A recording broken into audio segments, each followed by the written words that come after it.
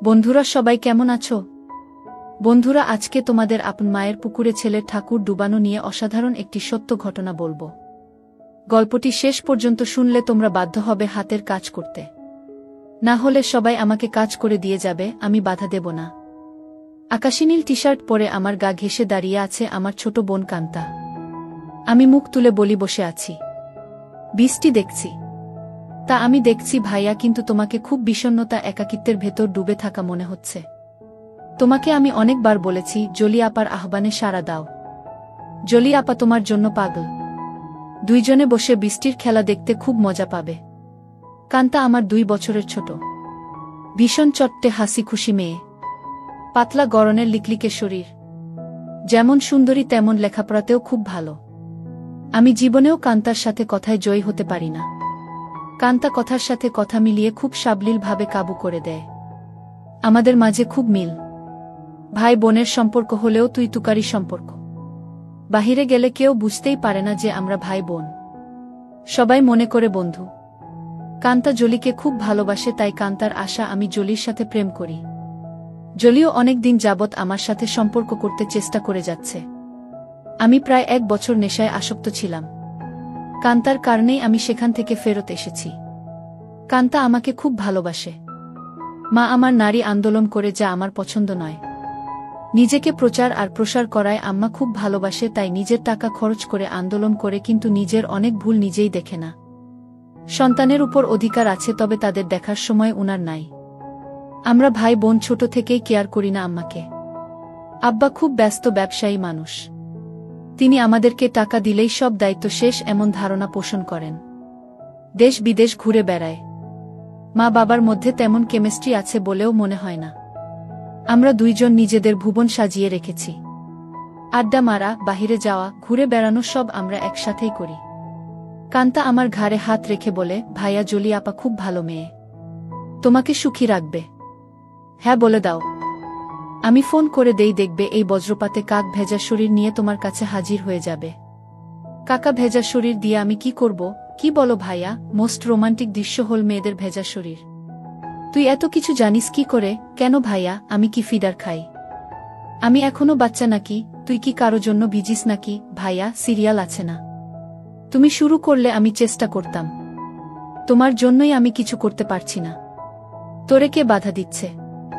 যা খুশি কর। কি বলো? বিয়াদবি হয় না। দুনিয়াতে তুমি আগে আসছো, তাই তোমার আগে কিছু করতে হবে। না রে, আমার এই কমিটমেন্ট খেলা ভালো লাগে না। মা বাবার আচরণ দেখে এই খেলার প্রতি মন নেই।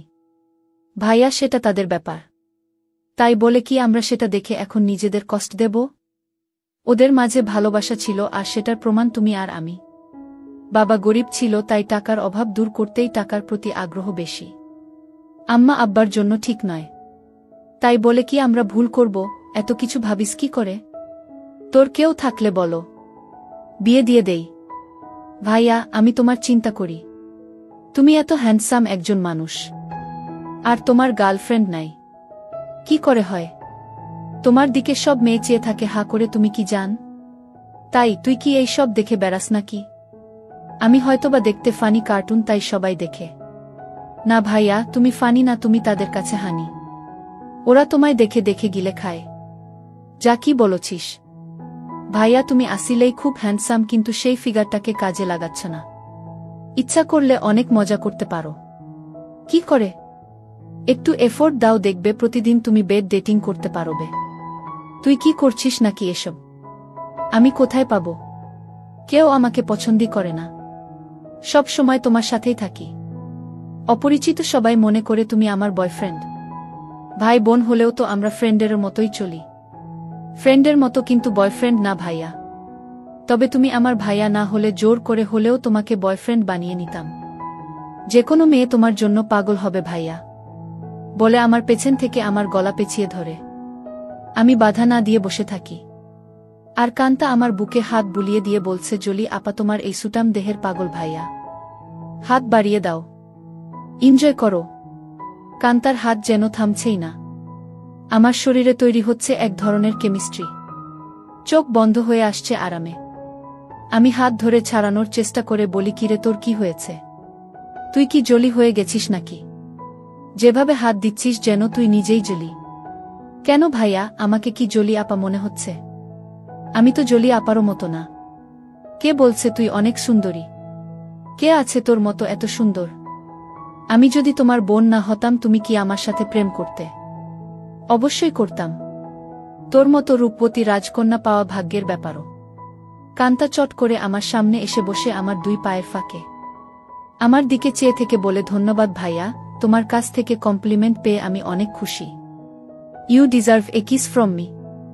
বলেই দিয়ে দেয় আমি কিছু বোঝার আগেই। কি করছিস কান্তা? কেন ভাইয়া ভালো লাগেনি? ভাই বোনে লিপ টু লিপ দেয় নাকি? কুইক হয়। নো প্রবলেম ভাইয়া। বলে আমার মুখের খুব কাছাকাছি মুখ রেখেই কথা বলছে। সত্যি বলতে কি আমার ভালোই লেগেছে। কান্তা যেমন বুঝে গেছে সেটা তাই চট করে বলে উঠে, ইউ এনজয় ইট ভাইয়া।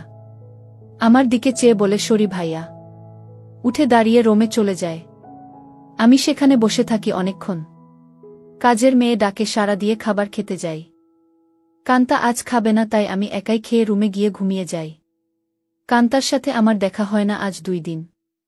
লজ্জায় আমিও দেখা করার ইচ্ছা করিনি, কিন্তু আজ আমাদের নানিকে দেখতে যাওয়ার কথা এবং খালাতো ভাইয়ের বিয়ের ব্যাপারে আমাদের অনুষ্ঠানের পরিকল্পনা নিয়ে সকল আত্মীয় স্বজন নিয়ে মিটিং আছে সন্ধ্যায় খালার বাসায়।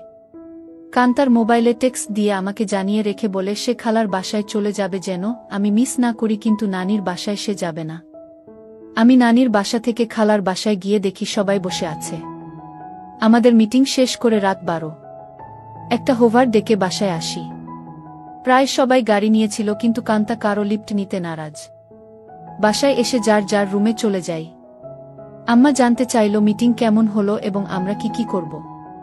আমরা দুইজনই কালকে বলবো বলে বিদায় নেই। আম্মা শুধু বলল, আগামীকাল আমরা কক্সবাজার যাব, তোরা কি যেতে চাস নাকি? আমি বললাম না। কান্তা জবাব না দিয়ে চলে যায়। আব্বা আম্মা দুপুরের ফ্লাইটে কক্সবাজার চলে গেলে আমি আর কান্তা বাসায় বসে আছি। তখন কান্তা বলে, ভাইয়া চলো আজ আমরা বাহিরে ডিনার করি। আমি রাজি হতেই কান্তা ধন্যবাদ দিয়ে কাজের মেয়েকে বলে, আমরা রাতে খাবো না আজ। তুই ইচ্ছা করলে ছুটি নিতে পারিস। কালকেও আমরা থাকবো না। আমাদের আগেই কাজের মেয়ে চলে যায় তার স্বামীর বাসায়। আমরা বিকালে বাহির হই ডিনারের জন্য। কান্তা ইচ্ছা করে খুব সুন্দর একটা ড্রেস পরে। দেখতে খুব সুন্দর লাগছিল। ড্রেস দেখে কেউ বলবে না আমি তার ভাই। ভাইয়ের সাথে ডিনার করতে যাচ্ছে। কান্তার চেয়ে থাকা যেন আমার ভালো লাগছে না। কি যেন সে বলতে চায়। কি যেন লুকিয়ে আছে কান্তার ভেতরে। ভাইয়া তুই আমার প্রতি রেগে আছিস। সেটা কিন্তু একটা ফান ছিল। কেমন করে যেন একটু বেশি হয়ে গেল, তাই না? সরি ভাইয়া, বাদ দে সেই কথা। আমরা তো ভাই বোন, কিন্তু বন্ধুও বটে। আমরা ডিনার করে রাত 10টায় আমরা বাসায় চলে আসি। কান্তা ড্রেস চেঞ্জ করে নিচে টিভি দেখতে আসলে দেখে আমি বসে আছি। ভাইয়া চেঞ্জ করে আস, মুভি দেখব। আগামীকাল কয়েকজনকে ডেকে নিয়ে পার্টি দেব। কি বলো? বেশি না, তুই যাকে ইচ্ছা বলে দিস আসতে। আমি রাজি। যেন ওসব জিনিস না আনে। আমি একটা শর্ট পরে নিচে এসে একটা হিন্দি মুভি দেখছি। কান্তাও শর্ট পরা। মা বাবা না থাকলে আমরা প্রায় সময়ই তা পড়ি। অনেকক্ষণ কান্তা কোনো কথাই বলেনি। অন্য সময় মুভি পছন্দ না হলে বা সাউন্ড বেশি কম নিয়ে ঝগড়া করে। আমি প্রথম কথা বলি, কিরে কান্তা কফি খাবি? দাঁড়াও ভাইয়া, আমি বানিয়ে নিয়ে আসি। বলেই কিচেনে চলে যায় এবং কেটলিতে পানির সুইচটা দিয়ে অপেক্ষা করে। আমিও গিয়ে পাশে দাঁড়াই আর বলি, তোর মন খারাপ নাকি? কিছু তো বল। না ভাইয়া, আমার সেই ভুলের জন্য খারাপ লাগছে। কি যে বলিস, কি হয়েছে? আমি কিছু মনে করি নাই। ভালোই লেগেছে। ভালোই লেগেছে কথাটা বললাম কারণ কান্তা যেন সহজ হয় একটু। তোমার ভালো লেগেছে? তা আমি তখনই বুঝেছিলাম। কফি নিয়ে আমরা সোফায় পাশাপাশি বসে টিভি দেখছি। কান্তা আমার গাড়ে মাথা রেখে বলে, ভাইয়ে তুমি আম্মা আব্বাকে বলে আমাকে বিয়ে দিয়ে দাও। এত তাড়াতাড়ি বিয়ে করতে চাস কেন? আমি না ভাইয়া, তুমিও করো। আমাদের তো আর লেখাপড়া করে চাকরি করতে হবে না। তাহলে এনজয় করি। কি বলো? দেখলে না তুমি আমার সাথেই কি মজা পাইলে। ভাবি হলে তো আরো পেতে নাকি? কেন? ভাবির কি 2টা মুখ? আলাদা মজা লাগতো। আরে না ভাইয়া, মুখ একটা, জিহবা একটা ছাড়াও মজা লাগার আরো জায়গা আছে। আর সেদিন তুমি আমাকেই ভাবি মনে করে তোমার হাত অন্য জায়গারও খোঁজেছিল। কান্তা আমার কুলে মাথা রেখে বুক চেতিয়ে শুয়ে পড়ে। বলছি জলি আপাকে কালকে ডাক দাও আর ইচ্ছে মতো হাতাও। অনেক বড় বড় আছে জলি আপারগুলো, আমার এত বড় দরকার নাই, ছোটই ভালো। ছোট ভালো বলে আমার গুলির দিকে কুনজরে দেখছ কেন? কি বলছিস আমি কুনজরে দেখছি তা তুই কি করে বুঝলি? ভাইয়া আমার মাথার নিচের থেকে সংকেত দিচ্ছে। আমি টের পাচ্ছি বলেই হা হা করে হেসে উঠে বসে আর বলে ভাইয়া আমি এখন জলি আপাকে ফোন দেই। এই ধূপসি মোটা জলি আমার লাগবে না। তোমার কি আমার মতো শুকনা কাঠ পছন্দ? তবে জলি আপা কিন্তু এক্সপার্ট, শুনেছি খুব আনন্দ দেয়। আমাকে অনেক কিছু শিখিয়েছে বলে আমার চোখে চোখ রেখে কেমন একটা ইশারা দেয় আর বলে তুমি কিন্তু আমার বুকে হাত দিয়েছিলে ভাইয়া সেদিন। কি করছিস কান্তা? তোর কি লজ্জা নাই? কান্তা আজ বসব কাজ করতে লাগল। আমি বললাম কান্তা তুই কিন্তু অনেক দূর চলে যাচ্ছিস। ভাইয়া আমি অনেক দূর যাচ্ছি না ভাইয়া, এই মুহূর্তে আমার ভালো লাগছে তোমার জিনিসটা ধরে রাখতে, আর সেটাই সত্য। প্লিজ বাধা দিও না। কান্তা তুই আমার ছোট বোন, খুব আদরের। আমি চাই না সামান্য একটু ভুলের জন্য আমাদের জীবন নষ্ট হোক। ভুলের মাঝে আমরা বেঁচে থাকি। ভাইয়া আমাদের সম্পর্কে ফাটল ধরবে না। কান্তা এইসব তুই শিখলে কোথায়? ভাইয়া বয়স হয়েছে, মুভি দেখি আর আমার কাছে রাবারের একটা আছে, সেটা দিয়ে প্রতিরাত প্র্যাকটিস করি। সব শিক্ষার বড় শিক্ষা হলো সেটা। সব মেয়েদেরই বিয়ের আগে এই শিক্ষা অর্জন করা উচিত। অনেকক্ষণ আমাদের মাঝে কোনো কথা নেই, শুধু একে অপরের শ্বাসরুদ্ধকর মুহূর্তকে এনজয় করি। এত সুখ এত আয়েশ জীবনে পাই নাই। কান্তা আমার কানের কাছে বলে ধন্যবাদ ভাইয়া, তুমি তো বাজিমাত করে দিয়েছ।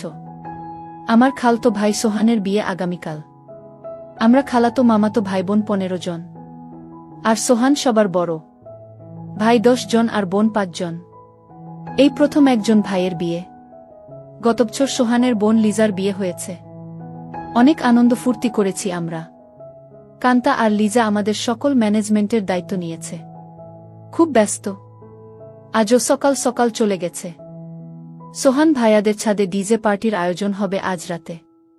আব্বুর ক্লায়েন্ট থাকায় কানাডা থেকে আসছে, তাই সকাল সকাল হোটেল থেকে তাদের নিয়ে ব্রেকফাস্ট করে ফ্যাক্টরি পরিদর্শন করতে হবে। আম্মু অনেক রাগ করেছে কারণ আম্মু চায় বিয়ের বাড়িতে যেন থাকে। বিয়ের দিন সারাদিন ছুটি আছে বলে আব্বু চলে যায়। আমি 11টায় ঘুম থেকে উঠে দেখি সেজেগুজে বসে আছে, খালার বাসায় যাবে এবং সেখান থেকে মেয়ের বাড়িতে কিছু জিনিস নিয়ে যেতে হবে। আমাকে দেখেই বলে কিরে আজ অন্তত একটু তাড়াতাড়ি উঠলে কি হয়? কাজের মেয়েকে না বলে আজ নিজেই নাস্তা দেয় আমাকে। আর ফোনে বড় খালার সাথে স্পিকারে দিয়ে কথা বলছে। ড্রাইভার আমাদের বাসার সামনে বসে আছে যেন তাড়াতাড়ি যায়। কি ব্যাপারও আম্মু আজ নিজে এত আদর করে নাস্তা দিচ্ছ ব্যস্ততার মাঝেও? ফোনে থেকেই আম্মু বলে তুইও তো আম্মুকে আদর করে অনেক কিছু খাইছিস, তাই একটু চামচামি করছি যেন আসল জিনিসটা পাই। বড় খালা বলে কার সাথে কথা বলছিস? ছাবিনা। ছাবিনা আমার মায়ের নাম। আপি অঙ্কিত। এখন ঘুম ভাঙল। সবাই ভাবছে অঙ্কিত রাগ করেছে। ওকে সাথে করে নিয়ে আয়। ফোনটা অঙ্কিতকে দে। আপি শুনছে, কথা বলো। এই অঙ্কিত গতকাল আসলি না কেন? সবাই ভাবছে তুই রাগ করেছিস। কারো ফোন ধরিস নাই কাল বিকালে? রাগ করিব কেন? গতকাল আম্মুর একটা বিশেষ অ্যাসাইনমেন্ট নিয়ে ব্যস্ত ছিলাম, সেটা করে দিয়েছি। তাই আম্মু আজ খুব খুশি। 2টার আগেই চলে যাব খালা। আমার নাস্তা শেষ হতেই আম্মু এসে বলে এই অঙ্কিত আমরা আবার কখন করব সেটা ভেবেছিস? এত ব্যস্ত হচ্ছ কেন? এই 3 দিন আমরা খুব ব্যস্ত থাকব। ওমা 3 দিন? ড্রাইভার বাহিরে বসে আছে। এখন যাও, দেখি সময় করে একটা কিছু করে দিব। কাজের মেয়েকে 3 দিন ছুটি দিয়ে আম্মু বলে যা তোর স্বামীর সাথে এনজয় কর। 2000 টাকাও হাতে দেয়। শান্তা নামের কাজের মেয়েটা আমাদের পরিবারের খুব ভালো সম্পর্ক। আমরা সবাই নিজের মতোই ভালোবাসি। শান্তা বলে আমি আগামীকাল বড় খালার বাসায় যাব, কথা হয়েছে। আমি খালাকে বলেছি কাজে সহায়তার জন্য। তাহলে তো খুব ভালো। আমাকে না জানিয়ে তোরা সব ঠিক করে ফেলেছিস। খালা আমাকে চিঠি দিয়ে দাওয়াত দিয়েছে। অনেক কাজ আছে না? সোহান ভাইয়া অনেক ভালো মানুষ, তাই উনার বিয়েতে সাহায্য করতেই হবে। ঠিক আছে যা। বাহিরে ড্রাইভারকে গিয়ে বলো আমার 5 মিনিট লাগবে। তুইও দাঁড়িয়ে থাক, তোকে নামিয়ে দিব। আমাকে আম্মু বলে অঙ্কিত একটু উপরে আয়তো তাড়াতাড়ি বলে সিঁড়ি দিয়ে চলে যায়। আমি উপরে যেতেই আমার বলে অঙ্কিত যেতে মন চাইছে না, তোর সাথে এনজয় করতে মন চাইছে। এখন যাও, কথা দিলাম আজ সন্ধ্যায় কিছু একটা করে দিব। সত্যি দিবে তো নাকি জোয়ান মায়াদের পেয়ে আমাকে ভুলে যাবি? আমার শিরায় শিরায় আগুন জ্বলছে। কথা দিলাম ডার্লিং। আজ অনেক দিন পর আমার শখের বাইকটা বাহির করে ঠিক সময় খালার বাসায় পৌঁছে যাই। বাড়িটা খুব সুন্দর করে সাজিয়েছে।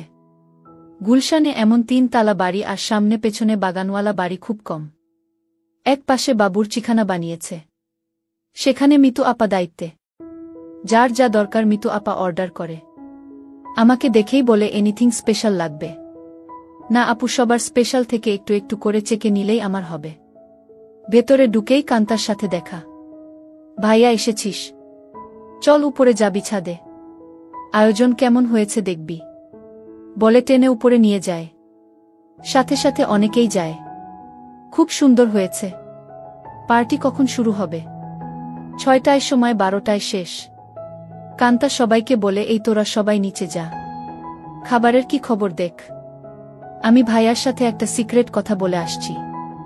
নিশা রাগ করে বলে এক বাসায় থাকো, সিক্রেট কথা বাসায় বলে আসতে পারো না। যা পাকনামি করবি না। যখন আসছি ভাইয়া ঘুমাচ্ছিল। এই সিক্রেট কথাটা না বললে কাজে মন দিতে পারছি না। কান্তা আমাকে এক কোনায় নিয়ে বলে কি খবর মাই হিরু? রাতে টায়ার্ড ছিলে তাই বলে কি দরজা বন্ধ করে ঘুমিয়েছিলে? সকাল থেকে ছটপট করেছি, জানি তুই ডিস্টার্ব করবি তাই বন্ধ করে দিয়েছিলাম ভালো ঘুমের জন্য। ভাইয়া আমরা এক বোতল শরাব নিয়ে আসছি, রাতে খাবো। খাবি নাকি? দেখা যাক। কান্তা মুচকি হাসি দিয়ে চলে যায়। জমে উঠেছে আমাদের ডিজে পার্টি। সোহানের চোখে মুখে আনন্দ। 3 বছরের প্রেমিকা তিন্নি বউ হয়ে ঘরে আসছে।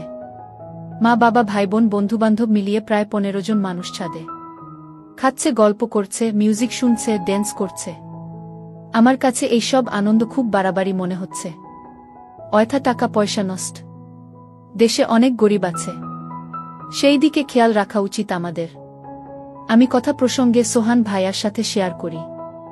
সোহান ভাইয়া উঠে দাঁড়িয়ে মাইকের কাছে চলে যায় এবং মাইক হাতে নিয়ে বলে, লেডিস অ্যান্ড জেন্টস, আমার ছোট ভাই অঙ্কিত এইমাত্র আমাকে বলল ওর কাছে এই পার্টি খুব বাড়াবাড়ি মনে হচ্ছে। অয়থা আমরা টাকা পয়সা খরচ করছি। অঙ্কিতের কথাটা আমার ভালো লেগেছে। আমি আমার ব্যক্তিগত ফান্ড থেকে 5 লক্ষ টাকা আমার খালা ছাবিনার মাধ্যমে গরিব অসহায় মহিলাদের সাহায্য করব। সবাই হাত তালি দিয়ে সোহান ভাইয়ার চেয়ে আমাকেই বেশি ধন্যবাদ জানায়। আম্মু আমার কাছে এসে বলে অনেক খুশি হয়েছি। আরও বেশ কয়েকজন এই ফান্ডে দান করেন। প্রায় 30 লক্ষ টাকার প্রমিস হয়।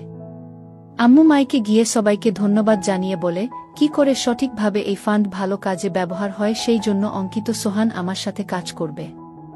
সোহান ভাইয়া আমাকেই দায়িত্ব দিয়ে দেয় যেন আম্মুর সাথে কাজটা সঠিকভাবে করি। আম্মু আবার আমার কাছে এসে বলে আর দেরি সহ্য হচ্ছে না। আম্মু পাগল নাকি তুমি? কান্তা আমাদের পাশে এসেই বলে কি খবর ভাইয়া?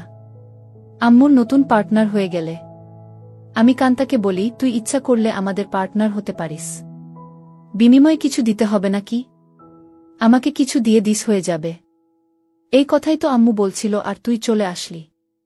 দিয়ে দিব, নিয়ে যেও, পার্টনার হতে চাই বলে চলে গেল। আম্মু আবার বলে এই অঙ্কিত কিছু বলো না, আমার এখন চাই। এখন কোথায় কি করে হবে? শত শত মানুষ। আমি জানি না, তুই একটা কিছু কর, নয়তো সবার সামনে খুলে ধরব কিন্তু। আম্মু কথা শেষ করতে না করতেই ফোন বেজে উঠে। আম্মুর খুব ঘনিষ্ঠ বান্ধবীর স্বামী কার অ্যাক্সিডেন্ট করেছে। আম্মুর সাহায্য চায়। আম্মুর পরিচিত হাসপাতালে আছে। ওদের অবস্থা তেমন ভালো না। আম্মু সবার কাছে বলে কিছুক্ষণের জন্য যেতে চায়, সাথে আমাকেও নিয়ে যেতে চায়। সবাই তাড়াতাড়ি চলে আসার কথা বলে দেয়। কান্তা আমার পাশে এসে বলে ভাইয়া কি খবর? আম্মু দেখি তোমাকে ছাড়া এখন চোখে পথ দেখে না। কি ব্যাপার? আম্মু কান্তাকে বলে তুই যদি যেতে চাস চল আমাদের সাথে। না আম্মু, তোমাদের ডিস্টার্ব হবে আমি গেলে। আমি এখানেই আছি। সোহান ভাইয়ার ড্রাইভার আমাদের নামিয়ে দেয় হাসপাতালে। আম্মু ডাক্তারের সাথে দেখা করে বলে উনি আমার রোগী, আপনারা চিকিৎসা করুন, টাকা পয়সা আমি দেখব। আম্মুর বান্ধবী শিলাকে সান্ত্বনা দিয়ে বলে চিন্তা করিস না, ঠিক হয়ে যাবে, তোরা কোনো টাকা দিস না, আমি পরে এসে সব ঠিক করব। তোর কাছে টাকা না থাকলে বলিস। সোহানের বিয়ে বাসায় বহু মেহমান আমার জন্য অপেক্ষা করছে, আমি এখন যাই। আমরা একটা ট্যাক্সি করে সোজা আমাদের বাসায় চলে আসি। আমার রুমে ঢুকে আম্মু বিছানায় গিয়ে আমাকে বলে, কই তুই আয়, আমাদের হাতে সময় নাই, মাত্র 1 ঘন্টা সময়।